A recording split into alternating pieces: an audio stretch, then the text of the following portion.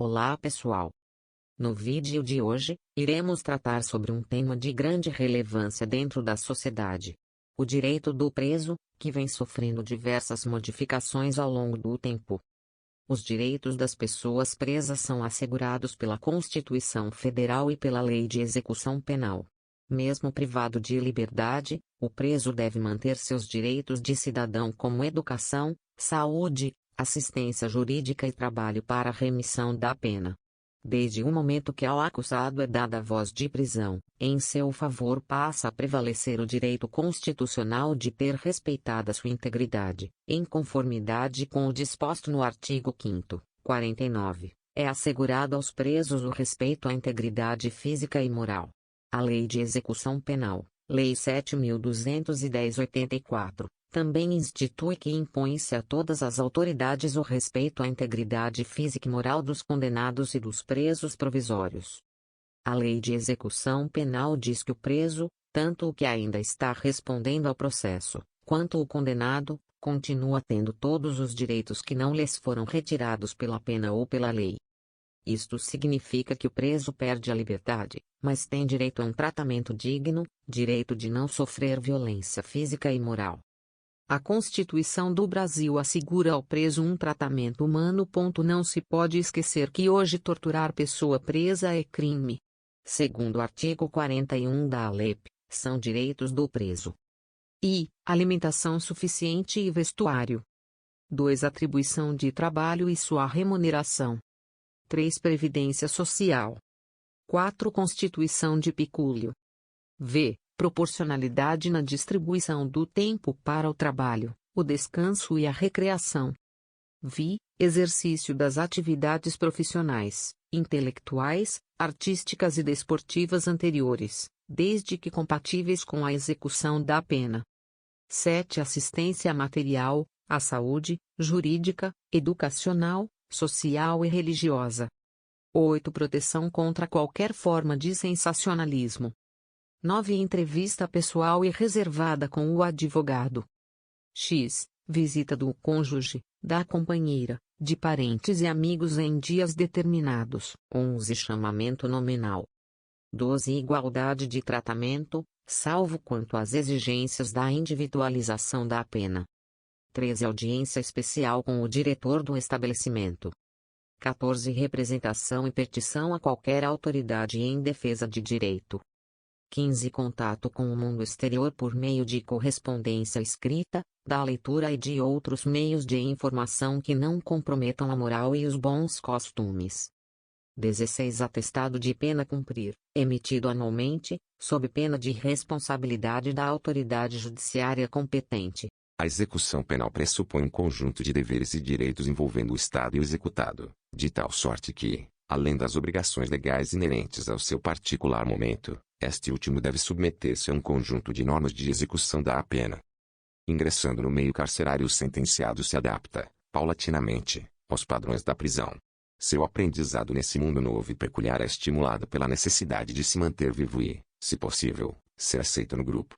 Portanto, longe de estar sendo ressocializado para a vida livre, está, na verdade, sendo socializado para viver na prisão. É claro que o preso aprende rapidamente as regras disciplinares na prisão, pois está interessado em não sofrer punições.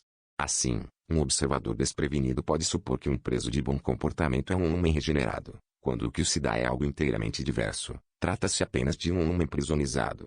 Segundo o artigo 39 da ALEP, constituem deveres do condenado: 1. Comportamento disciplinado e cumprimento fiel da sentença.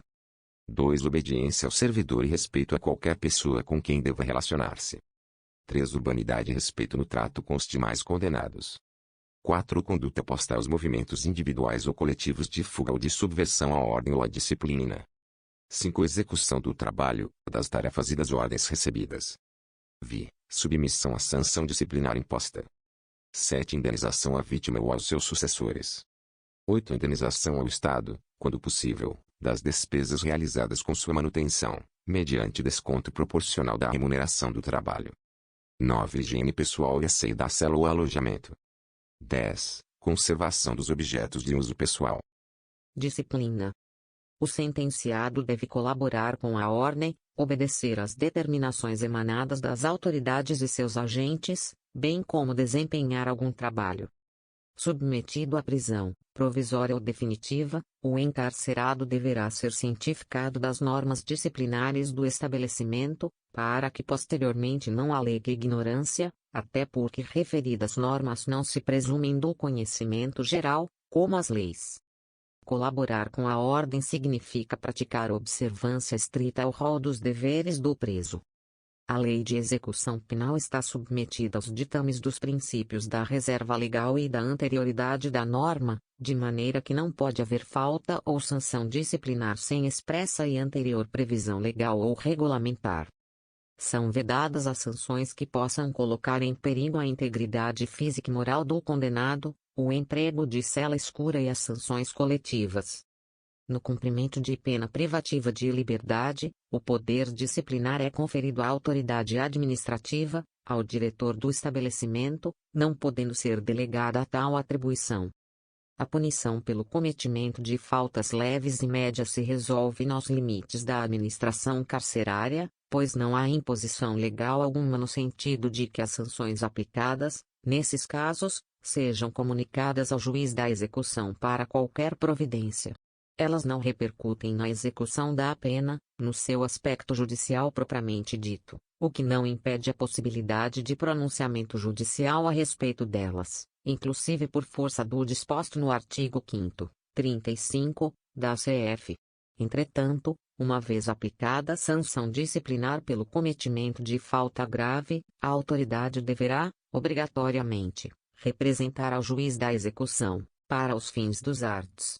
118, e 125, 127, 181, parágrafo 1º, d, e 2º, da ALEP, consoante estabelece o parágrafo único do artigo 48 da Lei.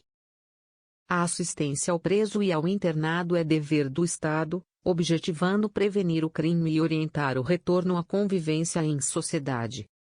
Preso, evidentemente, é aquele que se encontra recolhido em estabelecimento prisional, cautelarmente ou em razão de sentença penal condenatória com trânsito em julgado. Internado é o que se encontra submetido a medida de segurança consistente em internação em hospital de custódia e tratamento psiquiátrico, em razão de decisão judicial. A assistência material ao preso e ao internado consistirá no fornecimento de alimentação, vestuário e instalações higiênicas. A mantença de consultório médico e dentário no presídio, além de uma farmácia com produtos básicos, pode facilitar não somente a prevenção e a cura de doenças, artigo 14, LEP, mas também constituir local adequado para que os sentenciados trabalhem, cumprindo seu dever e garantindo o benefício da remissão. Necessitando o preso de um tratamento mais relevante do que uma simples consulta, possivelmente, não encontrará amparo dentro do presídio. O Estado deve, portanto, proporcionar-lhe acesso a hospitais adequados, pelo período necessário. Lembre-se que, caso transferido a local específico para tratamento, sua permanência nesse lugar conta-se como cumprimento de pena.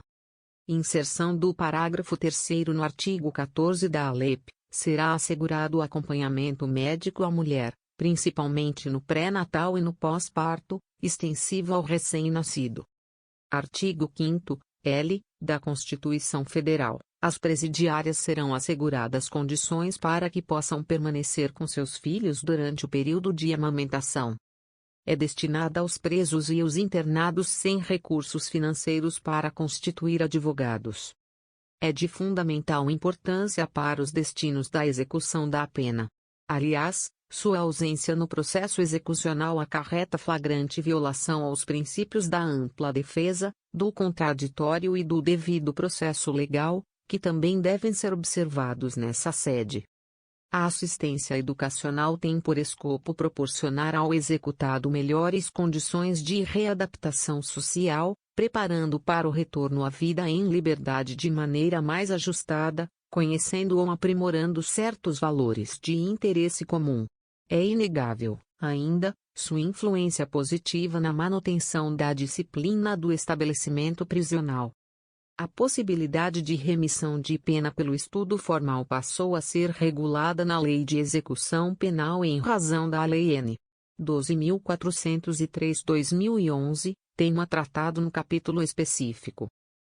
A assistência social tem por finalidade amparar o preso e o internado e prepará-los para o retorno à liberdade. Visa proteger e orientar o preso e o internado, ajustando-os ao convívio no estabelecimento penal em que se encontram, e preparando-os para o retorno à vida livre, mediante orientação e contato com os diversos setores da complexa atividade humana. Artigo 5º, da Constituição Federal, inviolável a liberdade de consciência e de crença, sendo assegurado o livre exercício dos cultos religiosos e garantida, na forma da lei, a proteção aos locais de culto e às suas liturgias. O preso merece receber a oportunidade de participar de cultos, com ampla liberdade de crença, inclusive de não ter nenhuma, bem como de ter consigo os livros referentes à religião adotada. Considera-se egresso ou liberado definitivo, pelo prazo de 1 ano, a contar da saída do estabelecimento penal, e o liberado condicionalmente, durante o período de prova. Dispõe o artigo 25 da LEP que a assistência ao egresso consiste, na orientação e apoio para reintegrá-lo à vida em liberdade, incorpora TED, e na concessão, se necessário, de alojamento e alimentação, em estabelecimento adequado, pelo prazo de 2 meses, incorpora T2. O trabalho do sentenciado tem dupla finalidade, educativa e produtiva. As disposições da Lei de Execução Penal colocam o trabalho penitenciário sob a proteção de um regime jurídico. Antes da lei, nas penitenciárias onde o trabalho prisional era obrigatório, o preso não recebia remuneração, e seu trabalho não era tutelado contra riscos nem amparado por seguro social, item 53 da exposição de motivos da LEP. Atendendo às disposições contidas nas regras mínimas da ONU para o tratamento de reclusos, a remuneração obrigatória do trabalho prisional foi introduzida na Lei N. 6.416/77, que estabeleceu também a forma de sua aplicação. Para o condenado à pena de prisão simples o trabalho é facultativo, se a pena aplicada não excede a 15 dias, conforme estabelece o parágrafo 2º do artigo 6º do Decreto-Lei N. 3.688/41, Lei das Contravenções Penais. Estranhamente, o condenado por crime político não está obrigado a trabalhar, nós precisos termos do artigo 200 da LEP. Interno. Respeitadas as aptidões, a idade, a habilitação, a condição pessoal, doentes ou portadores de necessidades especiais, a capacidade e as necessidades futuras, todo condenado definitivo está obrigado ao trabalho, o que não se confunde com pena de trabalho forçado, e, de consequência, não contraria a norma constitucional estabelecida no artigo 5º, 47, c. Externo. O trabalho externo será admissível para os presos em regime fechado somente em serviço ou obras públicas realizadas por órgãos da administração direta ou indireta, ou entidades privadas, desde que tomadas as cautelas contra a fuga e em favor da disciplina, e a prestação de trabalho à entidade privada depende do consentimento expresso do preso. Parágrafo 3º. O benefício da autorização para trabalho externo também pode ser concedido aos que cumprem pena em razão de condenação pela prática de crime hediondo ou assemelhado, desde que tomadas as cautelas contra a fuga e em favor da disciplina. Direitos fundamentais. A punição não significa transformar o ser humano em objeto, logo, continua o condenado, ao cumprir sua pena, e o internado, cumprindo medida de segurança, com todos os direitos humanos fundamentais em pleno vigor. O artigo 5º, 49, da Constituição Federal é assegurado aos presos o respeito à integridade física e moral. Artigo 38 do Código Penal. O preso conserva todos os direitos não atingidos pela perda da liberdade, impondo-se a todas as autoridades o respeito à sua integridade física e moral. Concluindo-se que, ainda que privado de sua liberdade, o condenado preserva direitos básicos para a preservação de sua integridade física e dignidade enquanto ser humano, legalmente protegida, seja pelo próprio texto constitucional, como pela legislação infraconstitucional e por tratados internacionais.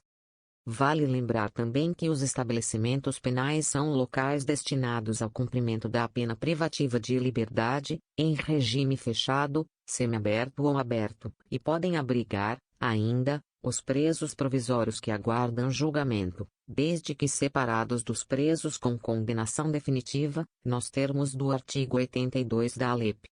Essas unidades penais devem oferecer áreas de assistência, saúde, trabalho, recreação e práticas esportivas, reproduzindo as condições de trabalho e moradia da sociedade, objetivando a reeducação e ressocialização do condenado e sua inserção na sociedade após o cumprimento da pena.